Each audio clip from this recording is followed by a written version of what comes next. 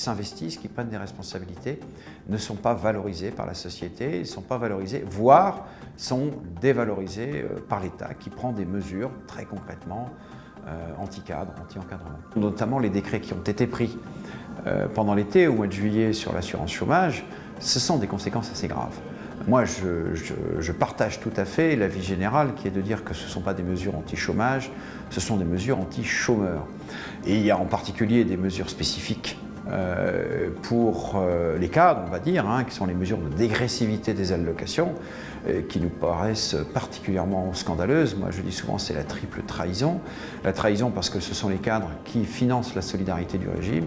C'est parce qu'il y a des cotisations et des contributions sur les salaires des cadres qu'on peut verser des allocations à ceux qui sont le plus éloignés de l'emploi. L'autre raison, c'est que quand on est au chômage, qu'on est un cadre, qu'on a exercé des responsabilités de haut niveau, c'est pas facile de trouver un emploi du même niveau de responsabilité de rémunération, et que c'est une des raisons qui fait qu'on reste plus longtemps que les autres inscrits au chômage, et que c'est sous-entendre aussi que grâce à la dégressivité, on va pousser les gens à occuper un emploi plus rapidement. En fait, c'est faux, et c'est même assez grave, puisque ça va pousser les gens à accepter des emplois qui ne sont pas de leur niveau de qualification. Et c'est donc mettre en place des mesures de ce type, c'est afficher un grand mépris pour ceux qui ont fait des carrières engagées dans les entreprises et qui ont atteint les fonctions de responsabilité et de rémunération de cadre. D'ailleurs, on nous a dit ces derniers mois que le taux de chômage chez les cadres était faible et que donc tout le monde allait retrouver du travail facilement. Mais en fait, ça c'est faux. La moyenne, c'est personne. Un jeune cadre diplômé d'une bonne école qui à 25 ans cherche du travail va avoir devant lui 5, peut-être 10 offres différentes. Il pourra choisir son entreprise et sa ville. Mais par contre, un cadre de 52 ans qui était directeur informatique, directeur commercial dans une grande société, des SS2I, de l'industrie, peu importe, et qui se retrouve au chômage, si il est moins mobile déjà, il a tout un tas de raisons d'être moins mobile, et bien, pour lui, ça va être beaucoup plus compliqué de retrouver un emploi du même niveau de responsabilité et de rémunération. La remise en question sera beaucoup plus profonde et donc beaucoup plus longue en fait à effectuer. La réforme des retraites, c'est ce que j'ai appelé en beaucoup d'endroits la réforme inutile. Il y a eu des réformes indispensables. La réforme de 93 qui fait suite à la crise des années 90, la réforme du début des années 2000, les réformes Touraine qui font suite à la crise de 2008. À chaque fois, les réformes paramétriques urgentes, elles ont été nécessitées par une crise économique soudaine et violente. Sur le reste, sur le long terme, le travail des partenaires sociaux, le travail des experts, les productions du comité d'orientation des retraites permettent d'anticiper ce qui est le facteur numéro 1 qui doit guider aux réformes et aux anticipations, qui sont les facteurs démographiques. Or aujourd'hui, sur le système de retraite actuel, et indépendamment de la question des statuts différents, nous sommes sur le maximum d'absorption de la vague du baby boom, qui est devenu le baby boom, et à partir de 2025, ce que les actuaires ont prévu, c'est que cette vague va s'absorber petit à petit. Sur le long terme, il faudra 20 ans pour l'absorber, mais le régime, désormais, sur ce paramètre, n'est pas en danger. Et il est même prévu, dans les projections les plus fines, et peut-être les moins risquées, que de toute façon, la part des retraites dans le PIB en France va diminuer de 14% actuellement, peut-être jusqu'à 12,5%. Donc aujourd'hui, il n'y a pas de réforme systémique nécessaire. Alors on me dit, il y a 42 systèmes de retraite, est-ce que c'est pas trop compliqué? Moi je réponds qu'il y a dans le corps humain 206 os et que c'est très compliqué.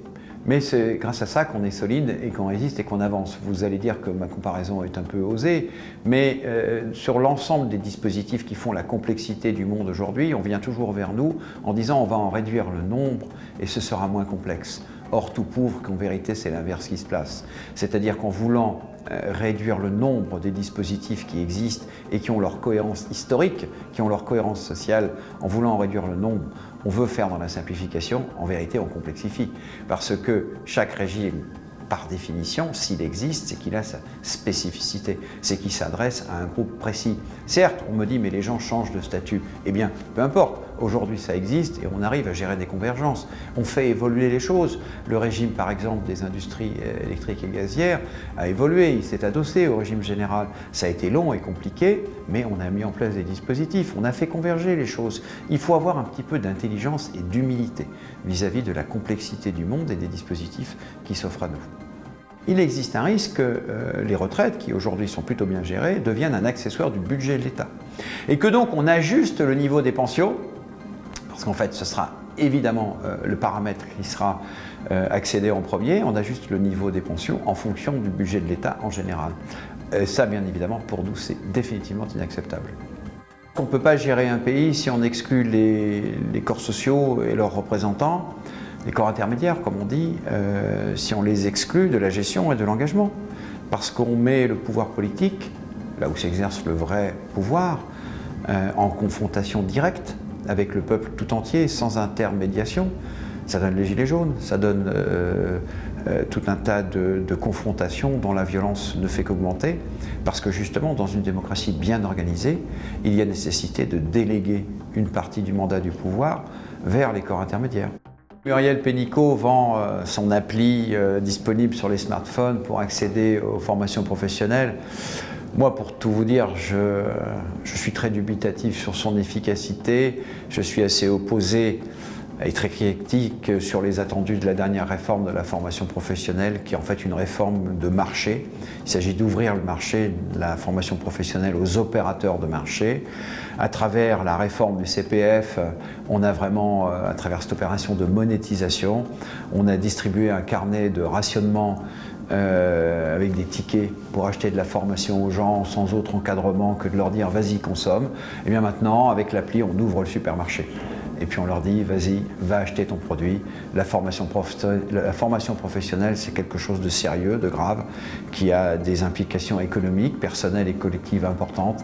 Et je trouve que ce n'est pas très sérieux de la résumer à cette appli qui met en correspondance des gens à qui on a donné un carnet de consommation et à qui on accède à un marché où ils vont pouvoir consommer sans autre impact que d'avoir dilapidé leur capacité à se former sans efficacité pour leur parcours personnel et pour le collectif dans lequel ils sont amenés à développer leurs compétences.